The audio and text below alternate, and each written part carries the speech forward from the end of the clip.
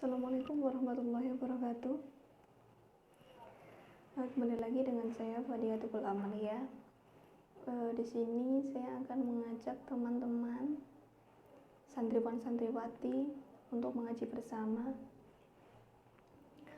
yang mana kita sudah pelajari di pondok pesantren itu untuk menghafalkan sebuah hadis, yang mana kita nanti akan terjun ke masyarakat untuk menyalurkan ilmu yang kita dapatkan di pondok pesantren.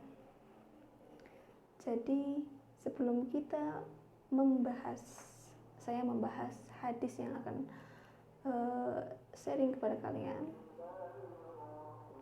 Di sini saya akan bercerita bahwa setiap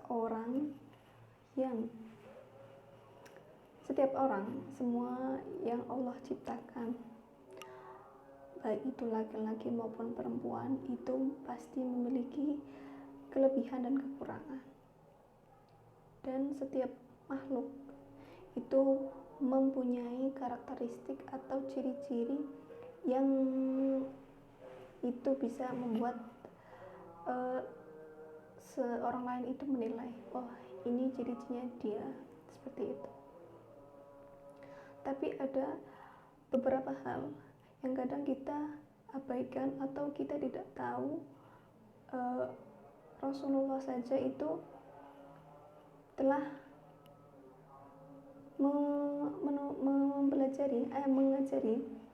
mengajari untuk kaumnya untuk supaya tidak marah-marah. Kenapa tidak marah-marah? Tidak boleh marah-marah. Biasanya seseorang itu lebih cenderung kalau memendam emosi itu diledakkan dengan amarah atau tidak bisa mengkontrol emosionalnya, lebih cenderung marah-marah tidak jelas, melakukan hal-hal yang tidak baik menurut orang lain, kalaupun kita sudah tahu apa yang kita lakukan itu tidak baik, demi untuk melampiaskan itu, kadang hal yang baik saja pun kita lakukan. Contohnya, kalau kita sedang gelisah atau sumpek atau penat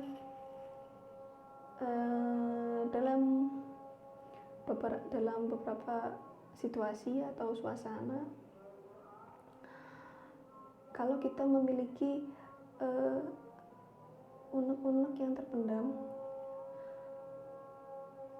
banyak memendam unek-unek, itu biasanya cenderung lebih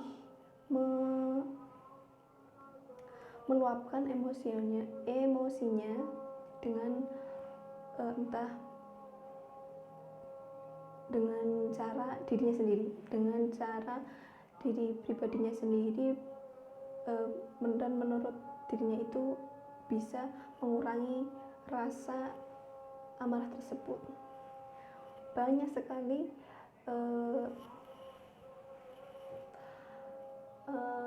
netralisir atau lampiasan yang kita ketahui, tapi pada hakikatnya seluruh manusia itu memiliki karakteristik yang berbeda-beda.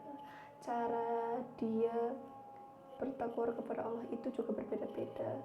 Cara dia mendekatkan diri kepada Allah dengan caranya sendiri, cara mengintrospeksi diri pun juga berbeda-beda.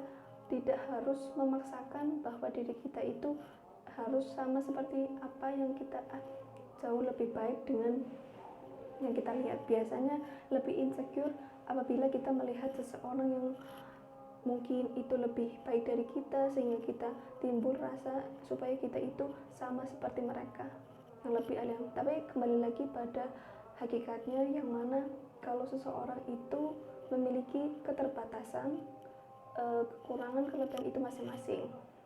Kalaupun ingin mendekatkan diri kepada Allah atau melakukan hal-hal yang baik ataupun yang batil, itu semua sudah ada aturannya dari Allah. Jadi Allah itu sebagai sutradara kita yang menjalankan. Kalaupun kita yang menjalankan, itu masih dalam jangkauan Allah SWT. Mungkin itu saja sekilas cerita yang dapat saya sampaikan, dan pada hadis tersebut juga mengajarkan bahwa kita atau menasihati diri kita itu supaya tidak gampang marah, kendalikan emosional, kelola emosi kita, kelola manajemen atau mengatur hal-hal atau sifat yang itu seperti marah, jengkel-jengkel, itu harus kita kelola. Kurang lebihnya mohon maaf. Wassalamualaikum warahmatullahi wabarakatuh.